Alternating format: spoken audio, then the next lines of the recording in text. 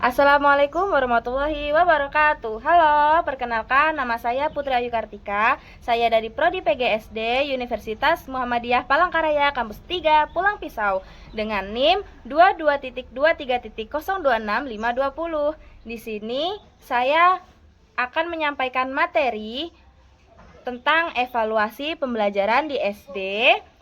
Jangan lupa tonton terus videonya sampai selesai. Terima kasih. Sebelum memasuki materi, ada yang tahu nggak sih apa itu pengertian dari evaluasi, manfaat evaluasi, dan jenis-jenisnya? Karena belum tahu, mari kita bahas di video berikut. Pengertian evaluasi pembelajaran di SD adalah upaya sistematis dan terencana yang digunakan untuk mengetahui tercapai atau tidaknya sebuah tujuan pembelajaran atau biasa disebut dengan TP. Sedangkan tujuan dari evaluasi adalah upaya sistematis dan terencana yang dilakukan untuk mengetahui tercapai tidaknya tujuan pembelajaran. Selanjutnya kita akan membahas tentang fungsi evaluasi pembelajaran di SD. Fungsi yang pertama yaitu fungsi penilaian. Fungsi penilaian ini berfungsi untuk menilai ketercapaian dan efektivitas proses pembelajaran. Fungsi yang kedua yaitu fungsi diagnostik. Fungsi diagnostik adalah berfungsi untuk mengidentifikasi atau mengetahui kesulitan dan hambatan dalam belajar peserta didik. Fungsi diagnostik ini adalah untuk mengetahui apakah ada peserta didik yang belum paham dengan materi. Kita akan mengetahuinya melalui fungsi diagnostik ini. Fungsi yang ketiga yaitu fungsi penempatan. Berfungsi untuk menempatkan peserta didik pada proses atau posisi tertentu sebagai dasar untuk menempatkan seorang peserta didik dalam kelompoknya. Contohnya, ketika ada peserta didik yang belum paham materi dan ada peserta didik yang sudah paham dengan materi, kita kelompokkan menjadi satu sebagai suatu kelompok. Jadi, jangan menjadikan satu kelompok ketika ada peserta didik yang belum paham materi dicampur dengan peserta didik yang belum paham dengan materi. Fungsi yang keempat yaitu fungsi motivasi, di mana fungsi motivasi ini berfungsi sebagai alat memberikan motivasi belajar terhadap peserta didik. Contohnya, ketika ada peserta didik yang pada semester sebelumnya dia tidak paham dengan materi, tidak bisa mendapatkan nilai yang baik, maka peserta didik akan termotivasi dengan adanya fungsi motivasi ini. Jadi untuk selanjutnya bisa menjadi lebih baik. Selanjutnya yaitu tentang manfaat evaluasi pembelajaran. Manfaat evaluasi pembelajaran ini terbagi menjadi 4. Yang pertama, bagi peserta didik, yaitu agar tercapainya perubahan tingkah laku kognitif, efektif, maupun psikomotorik. Bagaimana kita mengetahui tercapai tidaknya perubahan perilaku tersebut? Maka dilakukan evaluasi pembelajaran baik terhadap proses, hasil maupun dampak pembelajarannya. Yang kedua yaitu bagi pendidik atau bagi guru. Pendidik bisa mengetahui apakah pembelajaran yang dilaksanakan ini telah tercapai atau telah merubah perilaku peserta didik sesuai dengan yang telah diharapkan. Dan yang kedua yaitu bisa mengetahui peserta didik yang mencapai kompetensi atau KKM yang telah diharapkan sesuai dengan tujuan pembelajaran tersebut.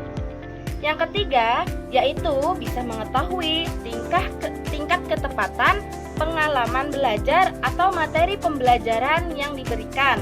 Yang ketiga yaitu bisa mengetahui efektivitas strategi, media, dan teknik pembelajaran yang telah digunakan. Dan selanjutnya yaitu manfaat bagi sekolah. Apa sih manfaatnya untuk sekolah tentang evaluasi pembelajaran di SD ini? Yaitu kita bisa mengetahui keberhasilan pembelajaran dan capaian tujuan pembelajaran. Maka sekolah mengetahui tercapai tidaknya tujuan institusionalnya sebagai lembaga penyelenggara program pendidikan. Selanjutnya, manfaat bagi orang tua peserta didik, yaitu agar bisa melihat keberhasilan pendidikan bagi anaknya.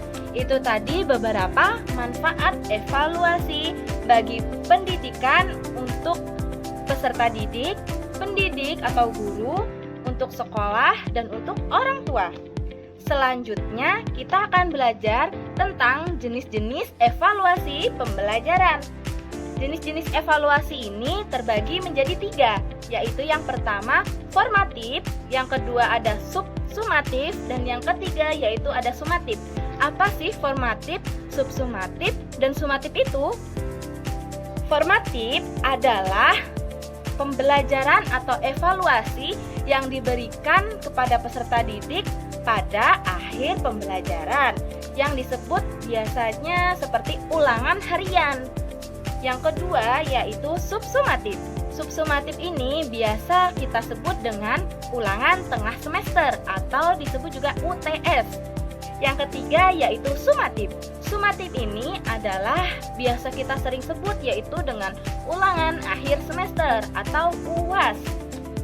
Selanjutnya, kita akan belajar tentang prinsip-prinsip evaluasi pembelajaran. Prinsip-prinsip evaluasi pembelajaran ini terbagi menjadi 4. Yang pertama yaitu komprehensif, yang kedua ada continue, yang ketiga ada objektif, dan yang terakhir yaitu ada akomodatif. Komprehensif, apa sih itu yang dibilang dengan komprehensif? Komprehensif adalah mencakup segala aspek atau bagian secara lengkap dan menyeluruh.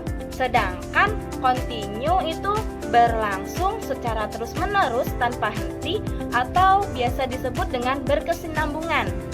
Sedangkan yang ketiga yaitu objektif. Objektif adalah bersifat netral atau tidak pilih kasih. Yang terakhir yaitu akomodatif. Akomodatif adalah mudah menyesuaikan diri antara pendidik dan peserta didik.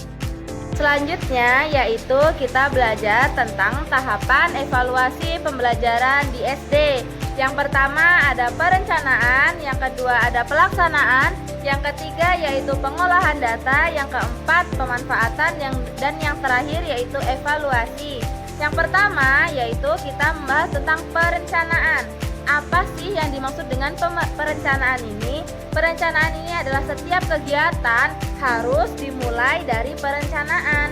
Demikian pula dengan evaluasi. Perencanaan yang baik sangat berguna untuk mengarah pada proses dan hasil yang benar. Beberapa pokok yang harus direncanakan dengan baik adalah yang pertama, menentukan tujuan evaluasi, dan yang kedua yaitu menentukan objek yang akan dievaluasi, yang ketiga yaitu menentukan modal, yang keempat menentukan aspek yang akan digunakan atau yang akan diukur, yang kelima yaitu tingkat kedalaman dan keluasan aspek, yang keenam ada jenis instrumen yang akan digunakan, dan yang ketujuh yaitu waktu pelaksanaan evaluasi, dan yang terakhir yaitu biaya dan sumber biaya. Yang kedua yaitu kita masuk ke dalam pelaksanaan. Apa sih yang dimaksud dengan pelaksanaan dalam tahapan evaluasi pembelajaran di SD? Yaitu kita masuk ke dalam kualitas dan akurasi hasil evaluasi juga dipengaruhi oleh kerencanaan evaluasi. Itu sebabnya evaluator harus merencanakan dengan matang pelaksanaan evaluasi tersebut. Yang ketiga yaitu pengolahan data. Evaluasi yang dihasilkan data berupa angka atau skor yang membutuhkan analisis kuantitatif berupa analisis statistika. Sedangkan analisis yang menghasilkan data kualitatif membutuhkan kenyataan di lapangan. Selanjutnya yaitu pemanfaatan sesuai fungsi dan manfaat. Hasil evaluasi dapat dimanfaatkan sesuai dengan fungsi evaluasi atau sebagai evaluasi pemanfaatan seperti materi yang telah dijelaskan sebelumnya. Selanjutnya yaitu evaluasi. Evaluasi dalam tahapan evaluasi pembelajaran ini yang dimaksud adalah dengan tahapan evaluasi melakukan penilaian terhadap keberhasilan dari tahapan evaluasi yang dilakukan oleh evaluator. Contohnya yaitu ketika merencanakan dan melaksanakan evaluasi hasil belajar, guru atau pendidik ingin mengetahui potensi peserta didik dalam rentang nilai yang merata, yakni sangat kompeten, cukup kompeten, kurang kompeten, atau tidak kompeten. Setelah itu kita dilakukan evaluasi, ternyata banyak peserta didik yang termasuk dalam kategori kurang kompeten, sehingga guru atau pendidik akan mencari apa penyebabnya. Itu tadi materi yang telah saya sampaikan tentang evaluasi pembelajaran di SD. Semoga dapat mudah dipahami oleh teman semuanya. Mohon maaf apabila ada kekurangan dalam penyampaian materi. Sekian dan terima kasih. Wassalamualaikum warahmatullahi wabarakatuh.